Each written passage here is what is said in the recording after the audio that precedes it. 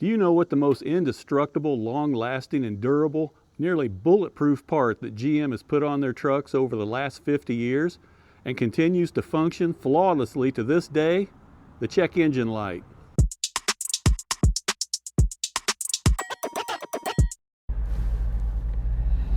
Let's see. White, white, white, silver, black, beige, beige, black, white, black, black, white, red. White, white, white, silver, white, black, black, white, black, black. Is anybody starting to see a pattern here? So I went truck shopping the other day. Well, let me rephrase that. I should say I went window shopping the other day. You know, I'd heard a lot of things about the 2027 Silverados in the news lately, and haven't been on a car lot for a while. I thought I'd check things out. So I drove to the nearest GM dealership, which is about an hour away. And if you didn't see the last video that we posted, there'll be a link here in this one where you can check it out, because the road I took was about a 45-minute drive of absolute stunning, magnificent beauty. And along the way I saw more squirrel, turkey, and a bear than I did traffic. There were maybe less than a half a dozen cars that passed me in about a 30-mile trip. So one of the things that I saw in the news that kind of got my attention was that GM is reintroducing the 5.7. I don't know if reintroducing is the right term. Out with the new, in with the old, I don't know. Anyway, I thought, well, what's this all about? Well, there's a lot of limited information right now. We don't know a lot of the specifics. It was kind of odd to me that they've called it the 5.7, and the 6.6 is also going to be a new engine in the 2027 Silverado lineups. They're going by liter size. Nowhere have I read cubic inches. And for people out there in the know, 5.7 liters is actually 347 cubic inches and a little change. A 4-inch bore by 3.48 is 350 cubic inches. So we'll have to wait and see how this all comes out, whether it's an actual 350 or it's a 5.7, and they're just trying to draw back some of the old schoolers like me. But we all know about the 6.2, and that's been a dumpster fire. And now, within the last couple of days, the NHTSA has expanded their investigation into over almost 1 million GM SUVs and trucks with the 6.2 liter. They've not been satisfied with what General Motors has been doing. They don't think the issue is fixed. There are now cases where the replacement engines have failed. And I suppose when you look at what GM's been doing to rectify the situation, they either replace the motor when there's obviously no other way to get out of it. They shake your hand, pat you on the back, turn you towards the door, tell you sucks to be you, and hand you a jug of 40-weight oil. Now, yes, I am maybe inflating that a little bit, but that's the way people feel. And this goes back to 2019. The 6.2's reputation, its legacy, it's a dumpster fire. It's been thrown into a shallow grave by General Motors, and it's been covered up with dirt and used oil. And now they're trying to bring out the 5.7 and the 6.6 to recharge their reputation. Trade-in value on any of these SUVs or full-size trucks with the 6.2 liter V8 from 2019 on has just been destroyed. Who is going to buy one of these vehicles used on the market with little to no warranty? The used car dealer is going to avoid these models like the plague. GM has blamed a lot of the issues on these 6.2 V8s on poor parts from third-party vendors and their levels of quality control. But that begs the question for me, several of these vehicles, well, more than several, are on their second motor, meaning the first 6.2 was already warrantied out and replaced with a second motor, and now it's having issues. Who is the vendor supplying the parts for these motors now, and who is doing the quality control reviews? So now it looks like General Motors is trying to reintroduce a little bit of nostalgia, maybe bring in some of the older crowd, while trying to get as much distance between them and the 6.2 as quickly as possible. Now while I was browsing around the lot of the GM dealership, the salesman, you know, they'll bum rush you like an NFL defensive end in a contract year. But I made it clear to them I wasn't buying that day. If I did buy, it would be with cash. And I don't anticipate spending $80,000 out of pocket on a new truck, even though the salesmen were very determined to impress upon me the benefits of financing. Well, I'm sure that there are attractive options, and I'm sure they find them very attractive. 60 grand, huh?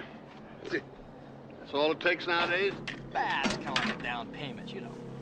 So while I was looking around, and I saw a lot of trucks there, some of them upwards of $90,000 plus, some of them more down around the $50,000 range. So I thought, well, let's try and find something middle of the road. So I saw a nice truck there. It was a 2026, $77,000. So if I were to finance that truck, and let's say over 60 months, and the average interest rate right now is about 6.9%. That's for your average person, not great credit, not bad credit, about 6.9%.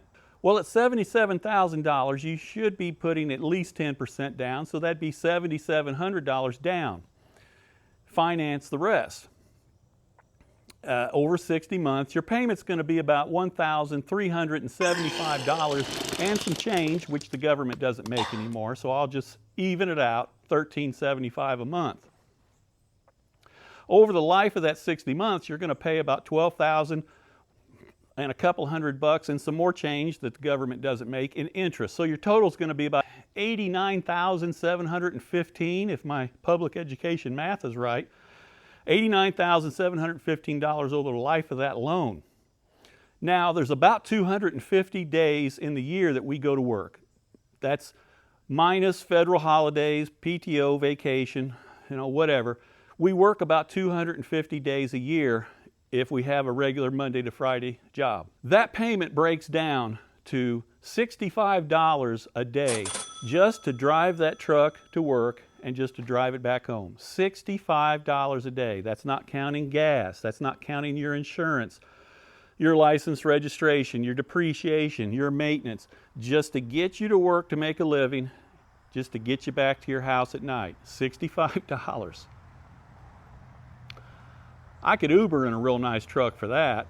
Now what happens if I say, well, that payment's too steep. Let's stretch that out a little bit. Let's make it another year. Let's take it out to 72 months. Well, that's going to add about $3,000 to the bottom line of the truck, and that's also going to drop your payment down to $1,179. So you're going to save about $200. That's a whole lot of money going out every month. First off, I wouldn't pay $77,000 in cash for a truck, but that's just me. I can take $77,000 and have it work for me and make me money, rather than put it into a depreciating asset, which I'll never see that money again. So I'll tell you what I do know about the 5.7 and pretty much what I don't know. Now, General Motors is going to start producing these new trucks, the 2027 Silverados, in October of this year, and they're going to start at the Fort Wayne, Indiana plant. And they expect that these trucks are going to be available probably towards the end of this year, early 2027. These are considered Generation 6, and these are naturally aspirated. Now, these engines are replacing the 5.3 and they're replacing the 6.2. Goodbye 5.3, sorry for the way they treated you your last few years. Now, interestingly to me, they're going to designate the 5.7 as an L76, which if you old timers remember, that's a 327 solid lifter vet engine. The L78, which traces its origins back to the 375 horsepower 396. I think that's where the similarities will end. Now, reviving those old codes isn't an accident. That's meant to draw in these old guys like me who used to know what those numbers meant.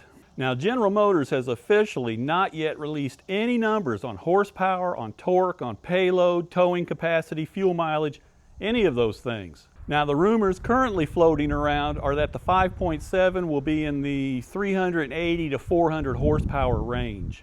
And as a side note, the 6.6 is being touted by General Motors as the most powerful naturally aspirated V8 currently in its class. Now the entry-level prices on these trucks are around $40,000, but these 5.7s and 6.6s are going to be coming out in the higher tier loaded production models early on, so it's going to be difficult to get a work style truck with these motors in the beginning. And I can confirm that this motor will still be a push rod 90-degree V8. So the original 5.7, the 350 small block, which was in production from 1955 till its end in 2002, does this new 5.7 share anything with the old 5.7? No. It's going to have 0 parts interchangeability, 0 compatibility, and a 100% new architecture from those original Generation 1, Generation 2 small block Chevy motors. So here's some of the things on the list that we can say are going to come with the new motor and the throwback name. Start-stop feature will still be there. Now GM hasn't confirmed whether you can manually disable it. My opinion is it's probably not going to be, since they've got to re-engineer that and then get that approved. Cylinder deactivation. We all know that active fuel management was a disaster. Dynamic fuel management was even worse. They're going to continue to do this. Something else that we also know is coming back for an encore is the 10L80 10-speed transmission. The 8-speed, well, GM's made enough room in the casket with that 6.2 to squeeze the 8-speed transmission into, so it's also done and buried. The 10L80 is going to be the only option available for the full-size trucks and SUVs. I was never crazy about the problems with the 10-speed, the shutter, the rear wheel lockup. Supposedly, GM is introducing a new valve body for this transmission that may take care of those problems. And again, we can only speculate, and time will tell. You know, here's just a thought. If they want to appeal to the old-time truck buyer crowd, let's ditch that 10L80 transmission, and we'll do a video on a retrofit SM465 with a granny low. And while we're at it, just to add a little more nostalgia, why don't we add a lifter tick? It's already got the lifter tick. Well, if they want to match the old small block Chevys, maybe some cold start blue smoke. Now that would be a touch. Now recently I watched the video put out online by GM, I guess you can call it their reveal of their 2027 Silverados, and that's kind of what piqued my interest as well. Now in the old days when Chevrolet or GMC did a reveal on their trucks, they would introduce the new models talking about durability and toughness and reliability and payload. Really all I heard them talk about in this video in the very beginning was the electronic dash. And the dash goes from the driver's side edge to the passenger side edge, and there's actually more space on these screens than I have on my TV at home. Also, nowhere in the reveal, which was put out a couple of months ago, were there any pictures, any specifics about the 5.7 or the 6.6 V8 that they're introducing. And one of the things that I've heard GM say is, we're listening to our customers.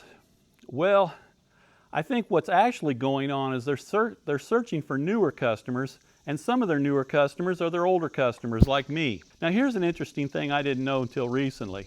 40% of 18-year-olds today do not have their driver's license. 40%. That number is even higher when they're 16.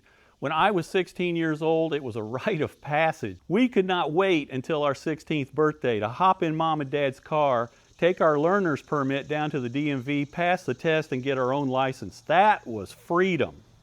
That was real freedom. Today, people aren't getting their license at 18 because they either can't afford a car or they really just don't need a car.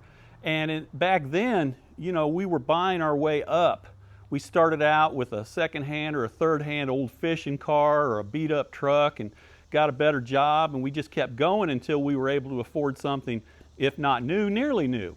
It's going to be a very long stretch for somebody that's 18 and may not even start driving for another year or 2 or 3 or 5 to go from nothing to a brand new vehicle. That is a cold bucket of water being poured on somebody to go from paying Uber, Lyft, to taking on monthly payments as high as they are today, which I believe the average is over $700 a month. I would say that GM has selective hearing, because if they were truly listening to what the buyers are saying they want in a new truck, reliability, durability, the ability to fix it, user friendliness, and affordability. This 1980 GMC that I've got here with a 350 Smauger motor will pull my 22-foot utility trailer with 14,000 pound axles. It'll pull a tractor, it'll pull a Bobcat on it.